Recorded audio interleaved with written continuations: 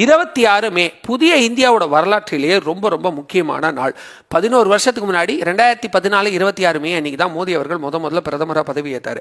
அப்போலேருந்து இப்போ வரைக்கும் 11 வருஷத்துல இந்தியா அடைந்த வளர்ச்சி இதே 11 வருஷத்துல வேற எந்த நாடும் கற்பனை கூட பண்ணி பார்க்க முடியாத அளவுக்கான வளர்ச்சி. அப்படி என்ன பண்ணிட்டாரு அப்படின்னு கேட்குறவங்க, நான் டேட்டாவை சொல்றேன், நீங்க வெரிஃபை பண்ணி பார்த்துட்டு அதுக்கப்புறம் ஒரு முடிவுக்கு வாங்க. இந்த 11 வருஷத்துல 2014 2 ட்ரில்லியன் எக்கனாமியா இருந்த இந்தியா அப்படியே டபுள் மடங்காகி 4 ட்ரில்லியன் எக்கனாமியா மாறிடுச்சு. 2014 எக்கனாமியில் 10th பொசிஷன்ல இருந்த இந்தியா இப்போ ஜப்பானை பின்னாடி தள்ளிட்டு 4th பொசிஷனுக்கு வந்திருக்கும். 2028 ஜெர்மனியும் பின்னாடி தள்ளிட்டு 3rd பொசிஷனுக்கு வந்துரும். யூஎஸ்ஏ, சைனா, அப்புறம் இந்தியா தான் அந்த அளவுக்கு சூப்பரான வளர்ச்சி அடைஞ்சிருக்கும். அது மட்டும் இல்லாம 11 வருஷத்துல 95,000 கிலோமீட்டர் ரோடு போடப்பட்டிருக்கு. 2014 வரைக்கும் சுதந்திரம் கிடைச்ச 67 வருஷத்துலயே வெறும் 92,000 கிலோமீட்டர் ரோடு தான் போட்டிருந்தோம். இப்போ இந்த 11 வருஷத்துல அதோட அதிகமாக போடப்பட்டிருக்கு. 70 ஏர்போர்ட்டுகள் கட்டப்பட்டிருக்கு.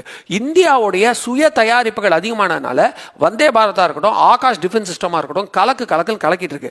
கிட்டத்தட்ட 1,40,000க்கும் மேற்பட்ட ஸ்டார்ட் அப் கம்பெனிகள் ஆரம்பிக்கப்பட்டிருக்கு. அதனால வேலை வாய்ப்புகள் அதிகமாகி 25 கோடி பேர் வறுமை கோட்டிலிருந்து வெளியே வந்திருக்காங்க. இது எவ்வளவு பெரிய வளர்ச்சி அப்படிங்கறத கொஞ்சம் யோசிச்சு பாருங்க.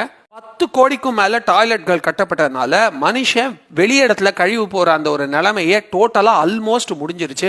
அடுப்பு ஒதுக்கிட்டு கஷ்டப்பட்டு இருந்த பெண்கள்லாம் இப்ப கேஸ் அடுப்புக்கு மாறி இருக்காங்க. இந்தியர்களுடைய ஆவரேஜ் தனிநபர் வருமானம் அப்படியே டபுள் ஆயிருக்கு.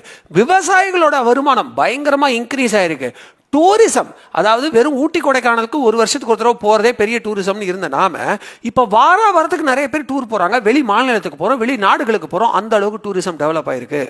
இவ்வளவு ஏன், கடைசியா பெட்ரோல் பிரைஸ் ஏறினது 600 நாளைக்கு முன்னாடி வெறும் 100 ரூபாயில 105 ரூபாய்க்குள்ள பெட்ரோல் வாங்கிட்டு இருக்கோம். ஆனா பக்கத்துல இருக்கிற பாகிஸ்தான், ஸ்ரீலங்கா எல்லாம் பாத்தீங்கன்னா 200 ரூபாய்க்கு மேல பெட்ரோல் வித்துக்கிட்டு இருக்காங்க. எல்லாத்துக்கும் மேல டிஃபென்ஸ் சிஸ்டம். 2014க்கு முன்னாடி வரைக்கும் இந்தியாவில் தீவிரவாதிகளோட வெடிகுண்டு சம்பவம்ன்றது சர்வ சாதாரணமா நடந்திருந்தது. ஹைதராபாத்ல நடக்கும், பெங்களூர்ல நடக்கும், தாஜ் அட்டாக் நடக்கும், நார்த்ல நடக்கும். இன்னைக்கு வெடிகுண்டுல 2 பேர் தான் செத்துருக்காங்களாம்பா அப்படின்னு சர்வசாதாரணமா மக்கள் பேசிட்டு போறதை நானே கேட்டிருக்கேன். ஆனா இப்போ பெங்களூர்ல ஒரே ஒரு வெடிகுண்டு சம்பவம் நடந்ததையே அந்த தீவிரவாதியை உடனே பிடிச்சிட்டாங்க. லக்ஷரி தொய்பா அமைப்பை பார்த்து 2014க்கு முன்னாடி பயந்துகிட்டு இருந்தாங்க. ஆனா இன்னைக்கு அந்த அமைப்பையே நம்ம காலி பண்ணிட்டோம். அதே மாதிரி டிஃபென்ஸ் சிஸ்டம்ல நாம மற்ற நாடுகளுக்கு நம்மளுடைய தயாரிப்பை விற்கிற அளவுக்கு வளர்ந்துருக்கோம்.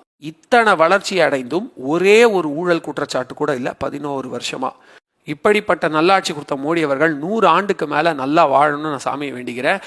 மோடி அவர்கள் பதவியேற்ற 26 மே தான் புதிய இந்தியாவோட பிறந்த நாள்னே நான் பெருமையா சொல்வேன்.